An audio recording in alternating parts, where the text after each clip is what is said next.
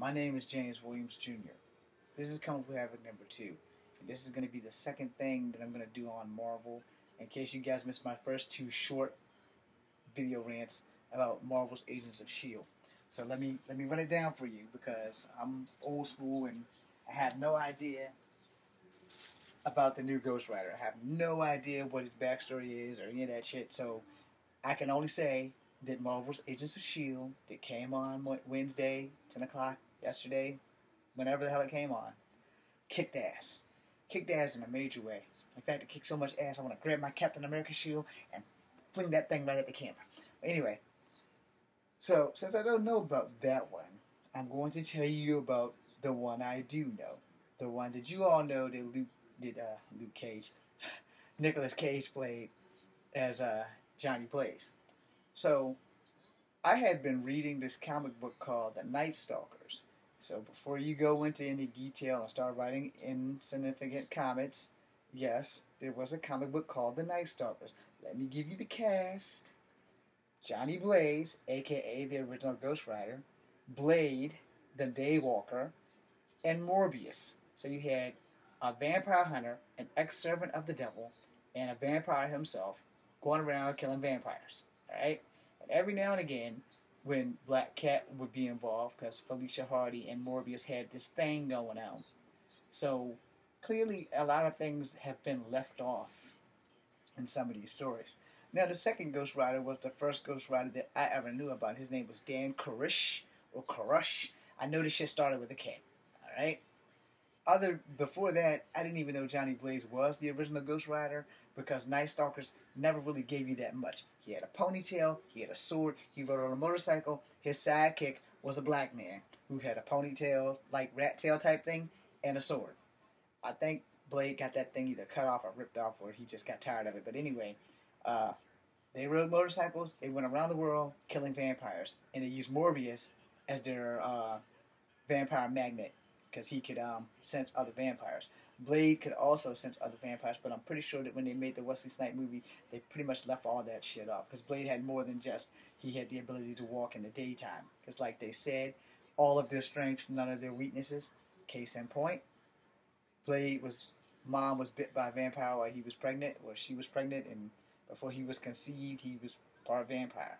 I guess if you dove deep into that, you could say that she probably had sex with a vampire or something because it's kind of illogical, but it's a comic book, so it could happen that a woman getting bit by a vampire while pregnant could conceive a half vampire, half human. But like I said, it's a comic book. And again, if you've seen the last video, since 616 is no longer relevant, it doesn't really matter.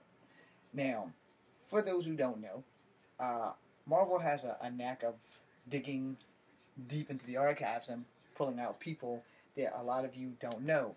Frankenstein's monster has made a couple of appearances on a few Marvel cartoons. Werewolf by Night, in the most recent episodes of Spider-Man, the last season, he made an appearance on there. Wolverine has dabbled on the Spider-Man cartoon and stuff like that. And I guess he probably won't be back on the Ultimate Spider-Man due to this whole clusterfuck with Marvel and Fox. And then let's go into other characters that they've dug up. They dug up the whole Monster Squad. So all of those guys, even Man-Thing was in the Monster Squad, and they came on Spider-Man cartoon too.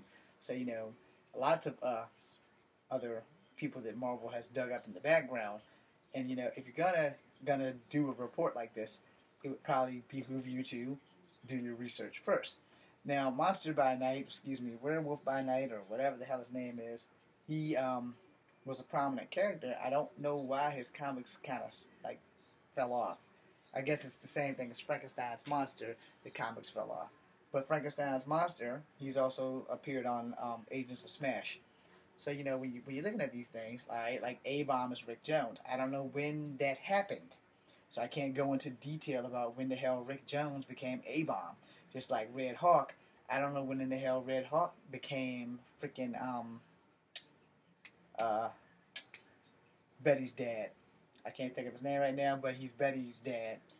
Betty Ross' dad. So Iron Eyes Ross, I think is his name. But I don't know when that happened. I'm not mad, but I would damn sure go do some research because originally, in case you guys don't remember, I think Hawk was not green when he first came out. If my comic books in the basement are correct, originally Hawk was supposed to be gray. And then he became green. And then between the 80s, 90s, mostly between the late 80s, early 90s, they kept switching them back and forth. And then they had that internal war within himself. And then eventually he becomes green, but his brain is Banner and his body is Hawk.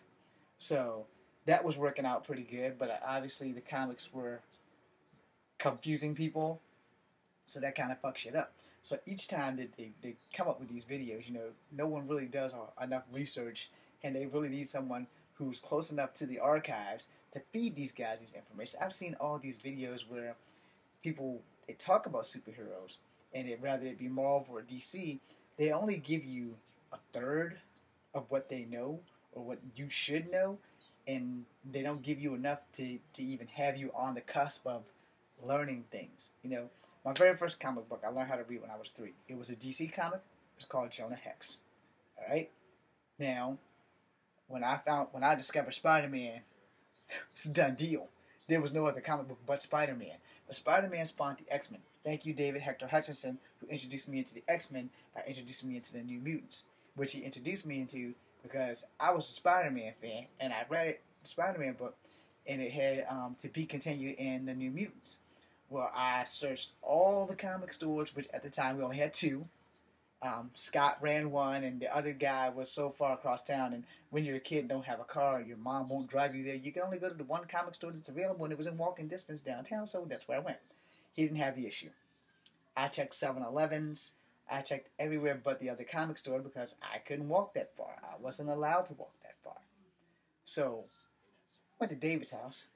Guess what? He had the fucking issue. So I read the issue in the crossover comic and fell in love with the X-Men and the New Mutants right then and there. And from that day forward, I dabbled in Spider-Man, but I only read the X-Men because the X-Men were some people that I can relate to being of multicultural descent. And always feeling ostracized and rejected because I'm not black enough for black people, I'll never be white, I'm not Native American enough for Native American people, so I fit in with the X-Men perfectly. And here's the part that's the most dominating fact. The X-Men were multicultural. So when you're gonna do these videos, please do your research. Part 3 will be coming up real soon, and it'll mostly be about X-Men stuff. My name is James Williams Jr. This is Kung Fu Habit number 2. Be seeing you.